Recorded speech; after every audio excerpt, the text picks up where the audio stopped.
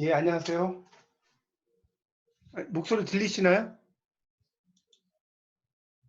예. 자, 이번 시간에는 이제 그 글과 생각에 대해서 좀 강의를 좀 하도록 하겠습니다. 일단 2019년 문제를 좀 기출 문제를 좀 보시면 좋겠습니다. 2019년 1학기 겁니다. 뭐 시간이 되는 대로 한 뭐 2회나 3회를 풀어드리도록 하겠습니다. 자, 거기 이제 1학년 2교시라고 1학년이라고 써진 것이 있어요. 이게 이제 기출 문제를 보면 1학년, 3학년 뭐 다 있더라고요. 근데 이제 여기서 1학년 것만 보도록 하겠습니다. 자, 36번 문제부터 이제 바로 들어갈게요. 자, 다음 중 글의 형식이 대화체가 아닌 것은 그랬는데, 자, 이런 거는 이제 문제가 쉽죠. 문조물, 조물주에게 묻는다라고 냈죠. 그러니까 물으니까 대답을 하겠죠. 그 다음에 문설. 여기도 이제 그 다음에 답전부가 나왔죠. 답전부. 이건 답하는 거죠. 전부가 밭을 농사 짓는 전부가 답한다. 이것도 대화체가 되겠고, 문설이죠. 문설도 대화체죠. 문설은 이 객과 허자라는 인물이 나와요. 여러분 그 글과 생각의 46페이지를 잠깐 펴보세요. 책에. 글과 생각의 46페이지를 펴보시면 거기에 이제 문설 해가지고 객이 허자에게 물었다 이런 얘기가 나오거든요. 문설에서 객이 허자에게 물었다. 그래서 객과 허자가 나오고 있습니다. 지금 2019년 1학기 그 문제 1학년 거 36번 문제 보고 있습니다. 기출문제 놓고 보세요.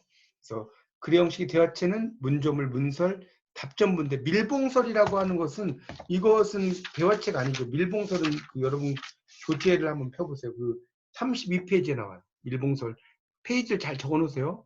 32페이지에 보면 밀봉설이 나오는데 이거는 대화체가 아니에요. 쭉 이야기지. 이거 한번 보세요. 대화체가 있나. 그냥 하나의 이야기로 쭉 설명을 되고 있는 그 것입니다. 그래서 이건 대화체가 아니죠. 답은 밀봉설입니다. 자, 죽은 이를 그리는 글. 이건 당연히 농화강지죠. 이건 너무 쉬운 문제죠. 이거는 이제 정약용의 농화강지 아닙니까? 그래서 4번이죠. 자, 이 농화강지라고 하는 것이 여러분 책으로 보면 어디에 있었습니까? 그 죽은 이를 그리워하는 그 농화강지라는 거. 한번 책을 한번 찾아보세요. 책을 찾으면서 공부를 하는 것은 책을 가지고 왔다 갔다 이렇게 넘기면서 공부를 하는 거예요. 그러니까 여기 앞부분에 농화강지가 어디 있냐면 36페이지를 펴보세요. 36페이지를 보면 농화강지가 나옵니다. 36페이지. 페이지를 적어 놓으세요. 그래서 여기 보면 이제 죽은 이를 그리는 그리고 이 정약용이 이제 죽은 자기 아들을 위해서 이제 그 이야기 한 거죠. 4번. 쉬운 문제입니다. 자, 38번 문제 볼까요? 2019년 1학기. 자, 문조물에서 조물주의 발언에 해당하지 않는 것은 그랬어요. 만물은 자생자화한다. 자, 스스로 생겨나고 스스로 변한다. 나왔었죠? 이 뭡니까? 조물주, 문조물은 여러분 책의 글과 생각이 제일 앞부분에 3페이지에 보면 나오잖아요. 문조물 나오고. 그래서 이제 만물이 그 자생자화하는 거죠. 스스로 그 생겨서 스스로 발생을 한다는 거죠. 자연스럽게 발생한다. 그 어디 있습니까? 그 3페이지에 보면 그 뭡니까 밑에서 한 8째 줄에 보면 자연스럽게 발생한다 이렇게 나왔죠. 하늘도 알지 못하고 조물주도 알지 못한다. 맞아요. 그 다음에 사람이 태어나는 것은 저절로 날 뿐이지 하늘이 낸 것이 아니다. 이것도 맞죠. 사람이 태어나는 것은 그 저절로 난 것이다. 이렇게 이제 나오고 있습니다. 그러니까 조물주가 이렇게 된 게 아니라 이게 이제 자생자화한다는 겁니다. 태어나는 거. 그 3페이지에 보시면 3페이지에 거기 밑에서 그뭡니까? 하나, 둘, 셋, 넷, 다섯, 6째 줄을 볼까요? 거기 보면 이런 말 나오죠. 대개 사람이 태어나는 것은 저절로 날 뿐이지 하늘이 낸 것이 아니다. 이런 말 나오고 있습니다. 자, 그 다음에 삼재는 한 가지 이치니 하늘 위에 해독이 있겠는가? 이거는 그 4페이지에 나오고요. 이 조물주의 발언이, 아니, 그 4페이지에 보세요. 4페이지. 4페이지에 보시면 거기 셋째 줄에 또 밑줄 쳐보세요. 셋째 줄에. 삼재는 한 가지 이치니 하늘 위에 또한 동물이 들어있는가? 이거는 조물주가 하는 말이 아니고 내가 하는 말이죠. 그렇죠? 내가 하는 말이죠. 그러니까 여기서는 나의 발언이에요. 3번은 하늘은 자연의 질서이니 해로운 것에 피해를 입지 않는다. 이거는 조물주의 발언이죠. 그 하늘은 그런 그 자연의 질서다. 하늘이라고 하는 것 자체가 그런 그 자연의 질서기 때문에 그런 그 해로운 것에 그런 해로운 것 이런 것에 이제 피해를 입지 않는다는 거죠. 그런 내용이 이제 쭉 나오고 있습니다. 네, 그런 것들. 이것도 이제 맞는 거죠. 그러니까 이거는 이제 그 조물주가 한 그런 말이라고 볼 수가 있겠습니다. 다음은 3번이고요. 정도전의 답전부 4번 설명으로 올바른 거. 당연히 1번을 보시면 나와 전부는 일반적으로 상하이 관계로 인정되는 두 주체이지만 낮은 주체가 높은 주체에게 가르침을 주는 방식이다. 이게 보면 오히려 이 전부가 뭡니까? 그 높은 사람을 막 꾸짖죠. 여기 답전부를 보시면 이게 재밌는 게 이 농부의 말이 훨씬 더 길어요. 그렇죠. 여기 이제 6페이지, 7페이지 같은 거 한번 봐보세요. 6페이지에 보면 뭐 전부가 물었다 해가지고 밑에 보세요. 밑에 열째줄 무슨 죄를 지었어? 어찌 구복을 봉양하는 것과 처자를 양육하는 것 해가지고 쭉 길게 이야기 나오잖아요. 그러니까 이제 전부가 7페이지 보면 아니요. 한마디밖에 안 해. 그렇다면 어찌 해가지고 쭉 또 전부가 이야기해요. 그래서 전부의 이야기가 깁니다. 그러니까 답은 낮은 주체가 높은 주체에게 가르침을 주는 방식이다. 이게 맞는 겁니다. 이렇게 이제 정리를 할 수가 있겠죠. 나머지는 읽어보시면 쭉 아니고요. 온달전에 대해서 올바른 것은 그랬는데, 자, 1번에 보면 평강공주와 온달의 입공, 공을 세우기 위한, 입공이라는 것은 공을 세우는 것을 이제 말하는 겁니다. 한자로 하면 이제 설입자의 공자죠. 이걸 입공이라고 하죠. 그래서 그런 그 입공을 위한 준비 과정을 구체적이고 자세하게 서술했다. 아니죠. 이게 틀렸어요. 구체적이고 자세하게 서술. 이거는 빨리빨리 지나가죠. 온달의 비장한 출정과 죽음, 장래에 관한 서술을 생략했다. 아니죠. 장래에 관한 서술을 했죠. 온달전에 보시면 여러분 그 교재 17페이지 보세요. 17페이지. 거기 17페이지 밑에서 한 넷째 줄에 보면 마침내 출정해서 신라 군사와 아차성 아래 싸우다가 날아오는 화살에 맞아서 죽었죠. 장사를 지내려 할 때 관이 움직이려 하지 않으므로 공주가 관을 어루만지면서 말하기를 이렇게 나왔죠. 사생이 정해졌으니까 돌아가라. 이런 얘기 나오기 때문에 이것도 이제 틀렸죠. 3번을 보면 공식 4세에 수록되는 전이지만 설화적인 모티프를 활용하고 있다. 맞죠. 이게 설화적인 모티브의 그 활용을 하고 있어요. 그게 이제 어디 나오냐면 그 관에 대해서 이렇게 어루만지는 거. 이게 이제 그 설화적인 모티프예요. 거기 17페이지 밑에서 넷째 줄 나오죠. 관이 움직이려고 하지 않아. 그러니까 관을 어루만지며 말하기를 밑줄 쫙 쳐놓으세요. 17페이지. 이게 바로 설화적 모티프예요. 사생이 정해졌으니까 돌아가라. 이런 게 거기다 설화적 모티프라고 써놓으세요. 왕과 공주의 갈등 양상이 대화가 아닌 서술. 이게 아니라 서술자의 설명이 아닌 대화입니다. 두 개 위치가 바뀌었어요. 위치를 바꿔놓으세요. 자, 그래서 답은 3번이고 41번. 보면 채칠칠전에 대한 내용에 대해서 옳은 건데 1번이죠. 글의 첫 부분에 인물의 형색과 성향을 제시하고 있다. 자, 21페이지에 보면 채칠칠전이 나옵니다. 페이지 21페이지라고 써보세요. 한 해분을 여러분 잘 풀면 되게 쉽습니다. 자, 채칠칠전이 나오는데 첫 부분에 인물의 형색과 성향을 제시하고 있다. 맞죠? 세상 사람들은 채칠칠이라는 이 집안이나 분간을 알지 못하고 파자에서 자로 삼아 불렀다. 한쪽 눈이 애꾸였는데 늘 외알 안경을 끼고 그림을 베꼈다. 뭐 이런 얘기 나오죠. 여기서는 그런 내용으로 이제 볼 수 있겠고, 그 다음에 작품을 구성한 일화 선택의 폭이 온달전과 비교해서 좁았다가 아니라 온달전보다 넓어요. 체북의 출생과 성장 과정, 죽음에 이르기까지 일생을 연대기적으로 서술했다. 연대기적이라는 것은 시간의 흐름에 따라서 서술하는 것을 연대기적이라고 이야기를 합니다. 이게. 근데 이거는 꼭 시간의 흐름이 아니죠. 이따가 과거로도 갔다가 막 현재로도 갔다가 이렇거든요. 그러니까 이것은 시간의 흐름이 아니고 인물의 구체적 행위 묘사를 배제하고 내면의식을 전지적 작가 시점에 설명하는 방식에 기대고 있다. 구체적인 행위 묘사도 상당히 많이 합니다. 배제했다는 것이 좀 잘못됐다고 할 수가 있겠습니다. 42쪽, 42번. 자, 이거 도자설이죠. 자, 이것은 28페이지를 펴보세요. 28페이지. 28페이지의 마지막 단락이 나와요. 거기 지금부터는 이라고 시작되는 걸 보세요. 28쪽에 다운표 있는 거 있죠. 지금부터는 내가 마땅히 천하의 독보적인 존재가 될 것이다. 무릇 사람의 기술은 그 다음에 문제죠. 뭐죠? 남에게 배운 것은 그러니까 A가 먼저 나오겠네요. 그 분수가 한계가 있지만 여기 남에게 배운 것 여기다 가로를 묶어놓으세요. 여러분 교재 28쪽에 마지막 단락이 남에게 배운 것 가로. 그 다음에 또 뭡니까? 그 분수가 한계가 있지만 무엇은 응용이 끝이 없다. 자, 무엇이죠? 여기 보면 자기 마음에서 얻은 것 가로 읽어봐요. 자기 마음에서 얻은 것. 이게 이제 되겠죠? 그래서 하물며 뭐예요? 곤궁하고 답답한 것 가로로 읽어보세요. 사람의 뜻을 굳게 할 수 있고 심성을 단단케 하는 것이 어떻겠느냐 이렇게 나왔죠? 자, 그러니까 연결시키면 몇 번입니까? 당연히 A번, 2번, B번이네요. 맞죠? A번, 남에게 배운 것. 2번, 다른 이의 것을 모방한 것. 시 아니고 이제 자기 마음속에서 얻는 것. 그러니까 2번이죠. 그 다음에 궁궁하고 답답한 것. 그러니까 B번이죠. 그렇게 연결시키면 됩니다. 남에게 배우는 게 아니라 스스로 그 뭡니까? 어떤 물리를 트이도록 해야 된다. 이런 이야기가 되겠죠. 자, 43번 밀봉설에 관한 설명으로 올바른 것은 그랬는데, 자, 밀봉설은 33쪽에 나와요. 33쪽. 33쪽이 나오는데, 거기 33쪽의 원문을 보세요. 33쪽의 원문. 33쪽에 원문이 있죠. 자, 원문을 보면 거기에 위에서 하나, 둘, 셋, 넷, 다섯, 여섯, 한, 둘, 넷, 일곱째 줄 보세요. 일곱째 줄. 일곱째 줄에. 거기 이제 여문이라고 있을 거예요. 여문. 여문 나오죠, 이렇게. 저 동그라미 하면 치라고 했을 것 같은데.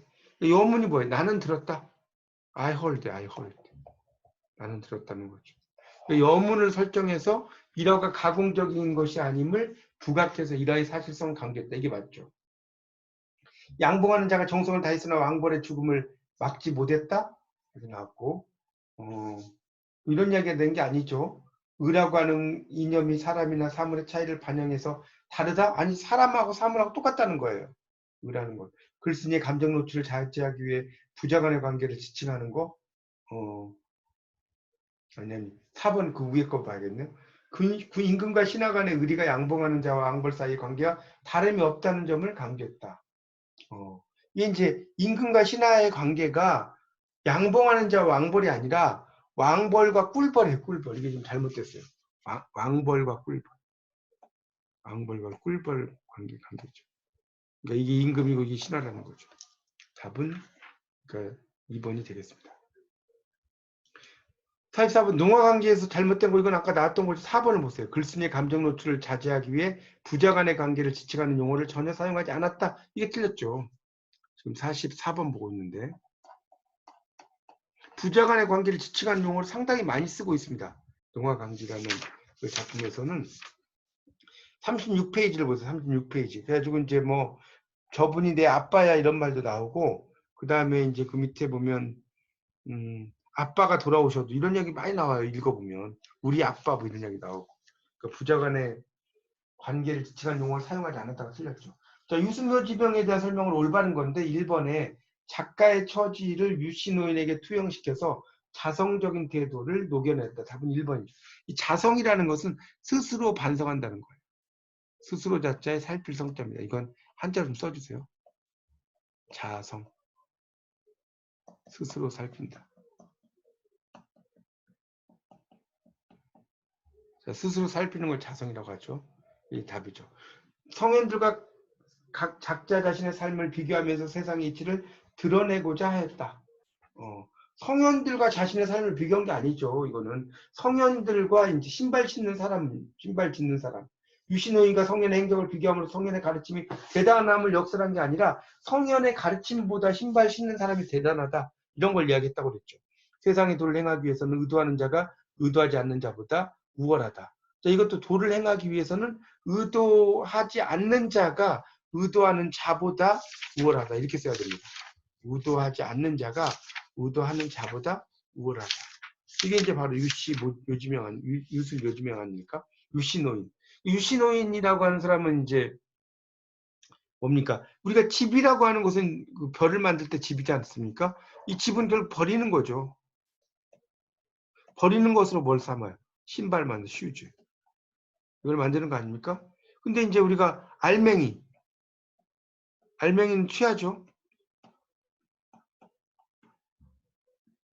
근데 이제 이 신발 신는 사람은 버리는 걸 가지고 신발 만든다는 거죠.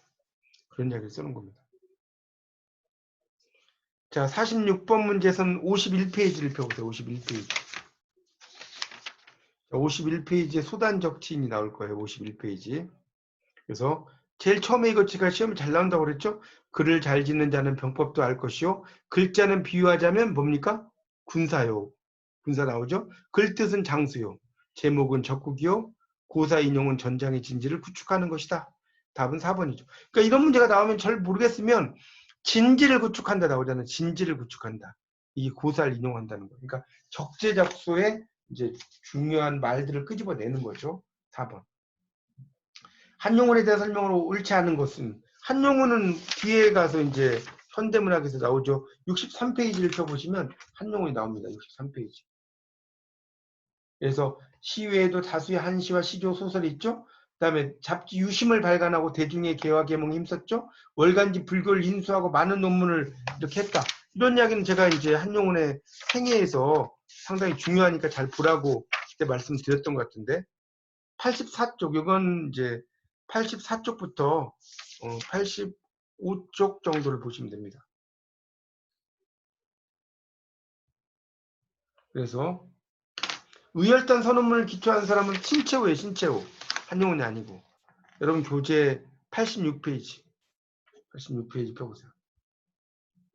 자, 거기 이제 보면 이제 신채호가 나오죠. 그래서 이 신채호는 조선혁명 선언 이런 걸 이야기했고요. 의열단 같은 것으로 이제 상당히 이제 강조를 한 그런 인물이라고 볼 수가 있겠습니다. 의열단. 거기 그 의열단이란 말 나오지 않나요? 86페이지에 조선혁명 선언 신채호의 마지막 줄에 의열단 이후, 그다음에 의열단 자신 이런 말 나오잖아요. 그러니까 답은 2번이죠. 잡지 유심을 발간한 것도 한용운이고 월간지 불교를 인수하고 많은 논문을 발표한 것도 한용운이죠. 2번입니다. 자, 그 다음에 조선 독립에 대한 감상의 계유에 대한 설명으로 옳지 않은 것은 그랬는데 거기 그 1, 2, 3, 4에서 3번을 보면 방대한 참고 문헌을 토대로 완성한 글이다 이렇게 나왔죠. 여기 보면 조선 독립에 대한 감상의 개요. 이게 이제 답이죠. 이 글은 63페이지가 나와요. 63페이지에 나오는데 이거는 이제 한용운이 이제 실제로 투옥이 되었을 때 그냥 쓴 글이에요. 그러니까 방대한 참고 문헌을 토대로 쓸 수가 없어요. 글 자체를. 1번, 2번, 3, 4번 읽어보시면 맞고요. 자, 49번. 신채호의 조선혁명 선언의 대목이다 했는데 가로 안에 들어갈 거 이게 민중이에요. 민중. 이거는 95페이지 펴보세요. 95페이지 펴보시면 거기에 이제 민중 나오죠. 제일 마지막 보면 민중은 우리 혁명의 대본영이다. 그런 말 나오죠. 폭력은 우리 혁명의 유일 무기이다. 우리는 민중 가로를 묶어봐요. 독일 가서 민중과 또 민중 가로를 묶어봐요.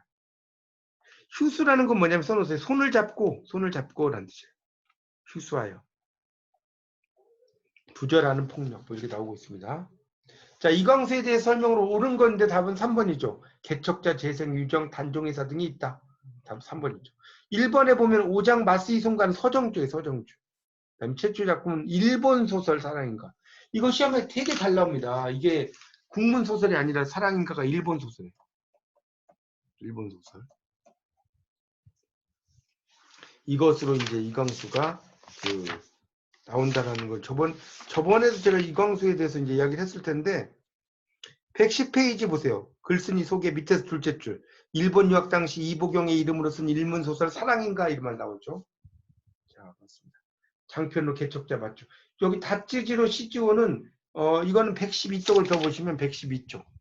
거기 20살 된 버색의 서정주 세 줄 내려오면 다찌지로 시지오 나왔죠. 이 서정주의 창시 개명이에요. 답은 3번이죠. 그렇죠. 그 다음에 이광수 동포의 고함에 나온 단어 중 뜻이 바르지 않은 거. 적자, 임금이 사랑하는 대상으로서의 백성. 야마토가 일본. 일시동이는 일본의 번영을 무슨 생각하는 마음이라고 하는 게 아니죠. 99페이지 써보세요. 99페이지. 거기 7번 각주에 나오죠. 일시동인 친소, 친하고 떨어져 있는 차별 없이 모두를 평등하게 보아서 사랑한다는 것이다. 이런 말 나오죠. 일시동이 틀렸습니다. 일본의 그런 그 번영을 우선하는 게 이제 일시동인이 아니죠. 대여심은 천황의 마음이죠. 각주 6번에 나옵니다. 99쪽에. 자, 52번. 그래서 답은 3번. 틀렸죠. 서정주와 그 액을 20살 된 버색에 대한 설명을 옳지 않은 건데 쭉 읽어보면 4번에 서정주의 단편은 육장기, 무명, 가실 등이 있다라고 나오고 있죠. 그러니까 이거는 그 서정주와 관련이 있는 게 아니죠. 이 육장기, 무명, 가실은 누구냐면 이광수예요. 이광수. 그 여러분 교재 111쪽을 펴볼까요? 111쪽. 그걸 펴보시면 거기 111쪽에 위에서 8째 줄 보세요. 주요 작품으로는 단편 무정은 아실 거고요. 육장기 나왔죠. 그 다음에 이제 그 밑에 가실도 나와요. 이런 걸 썼다는 겁니다. 자, 근데 이 서정주가 아니라 누구라고? 이광수로 고치세요. 이광수. 4번은 이광수. 자, 5번, 53번. 조지훈의 지조론의 대목이다. 알맞는 거. 자, 조지훈의 지조론이라고 하는 것은 이제 그 친일의 반대가 이제 조지훈의 지조론이죠. 변절자에게도 뭐가 있다? 양심은 있다. 변절자. 그러니까 마음을 바꾸는 사람이죠. 그 마음을 바꾸는 사람인데 그러한 그 변절자에게도 다 양심이 있다는 거예요. 자기가 뭐 이런 것 때문에 이렇게 했다는 거죠. 그런 걸 이야기하는 겁니다. 그러니까 여기서는 양심이라고 답을 하시면 좋겠죠. 여러분 교재 125페이지에 그 위에서 9째 줄 정도 보세요. 129페이지. 125페이지.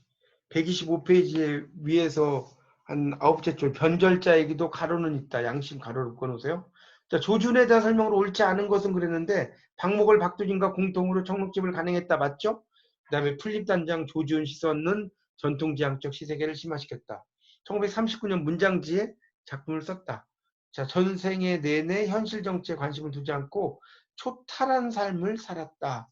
맞죠? 초탈. 세상과 벗어나는 듯한 삶을 살았다는 거죠. 이거는 조지훈은 아니겠죠. 조지훈하고 관련은 있지 않겠죠.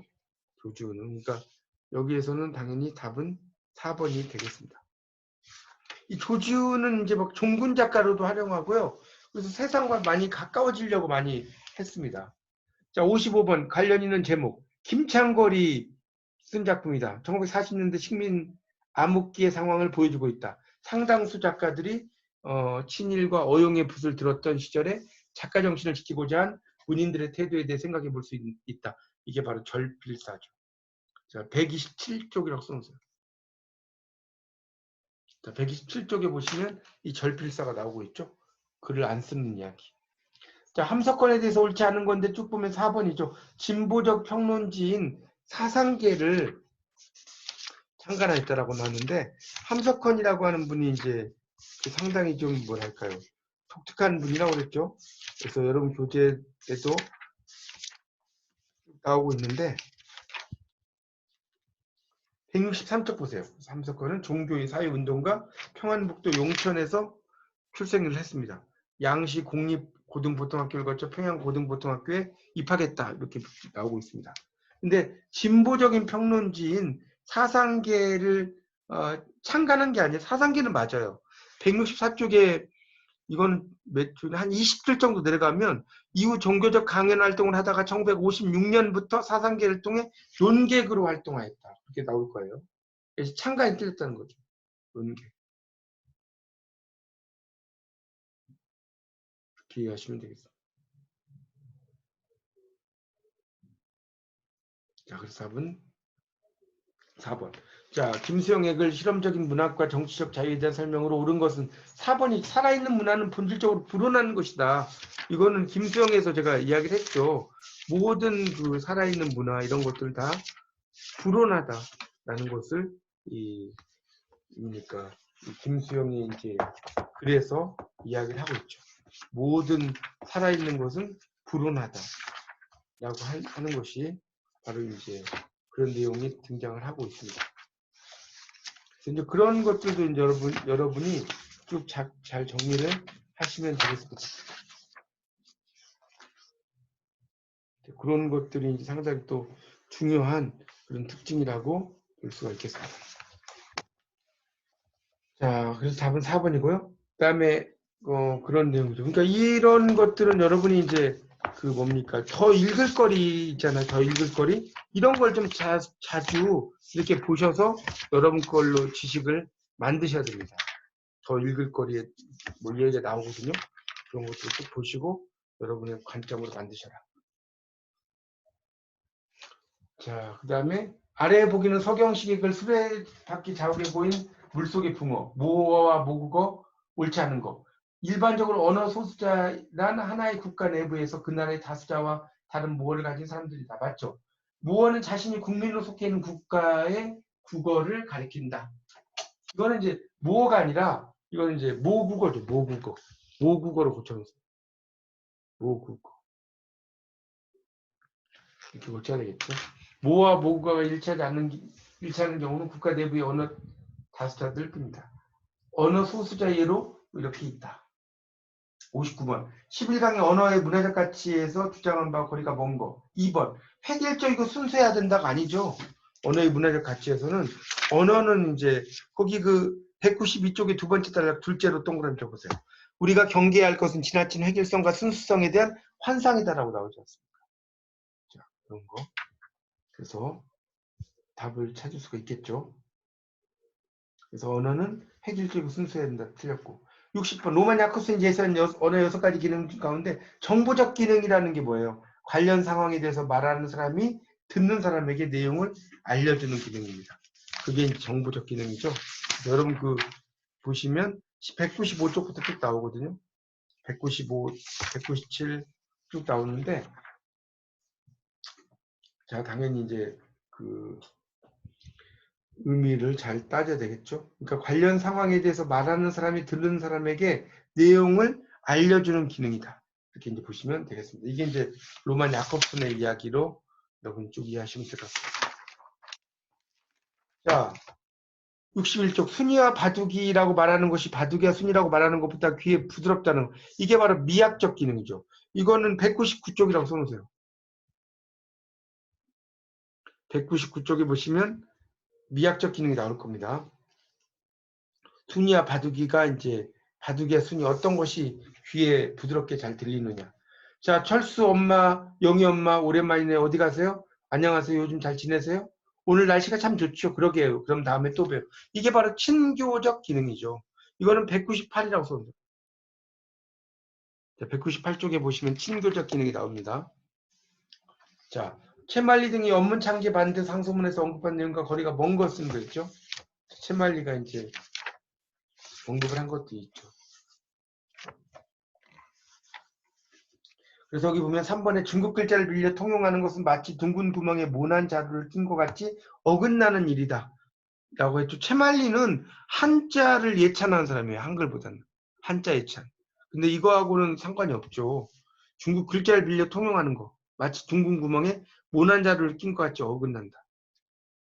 자, 64번. 어느 글에 나오는 건가? 훈민정음 해례 서문이죠. 자, 이거는 훈민정음 해례 서문이 여러분 책에 어디 나옵니까? 훈민정음 해례 서문을 찾아보세요. 훈민정음 해례 서문이라고 하는 것이 자 이건 앞쪽에 목차를 한번 보세요. 210페이지네요. 210페이지. 210페이지.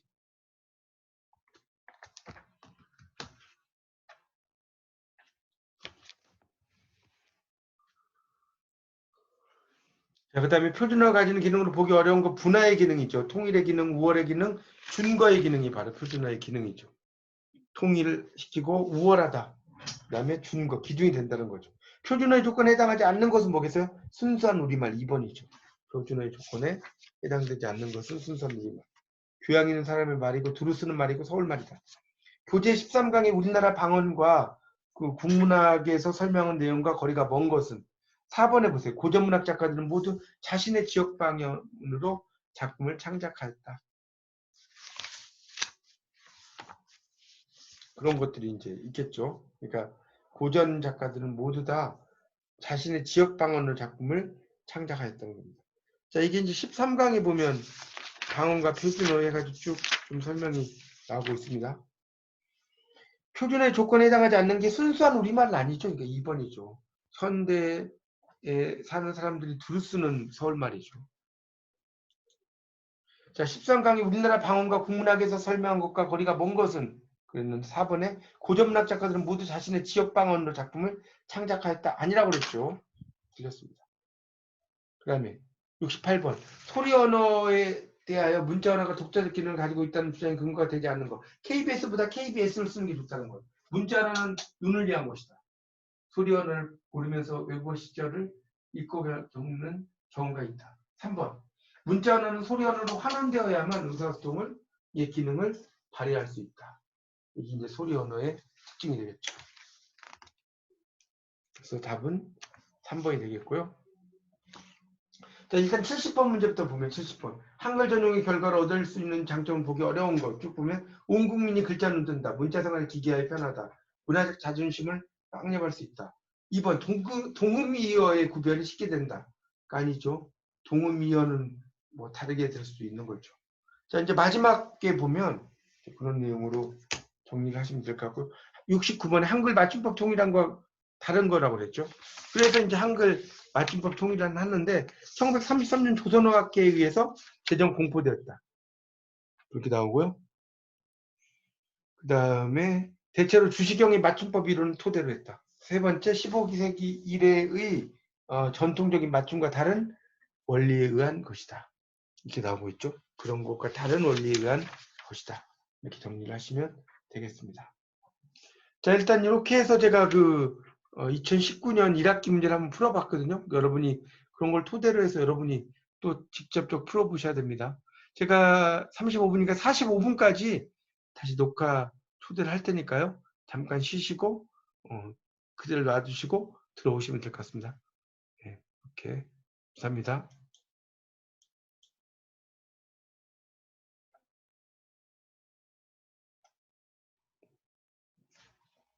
자, 그런 내용이 이제 된다는 거죠. 근데 여기서 사실과 다른 게 33년 조선어학회에 의해 제정 공표됐다. 주시경이 맞춤법 이론을 토대로 했다. 15세기 이래 전통적인 맞춤법과 다른 원리다. 맞죠? 근데 박승빈의 조선어학회 연구회의 뭡니까 지지를 받았다. 이런 것은 나와 있지 않습니다.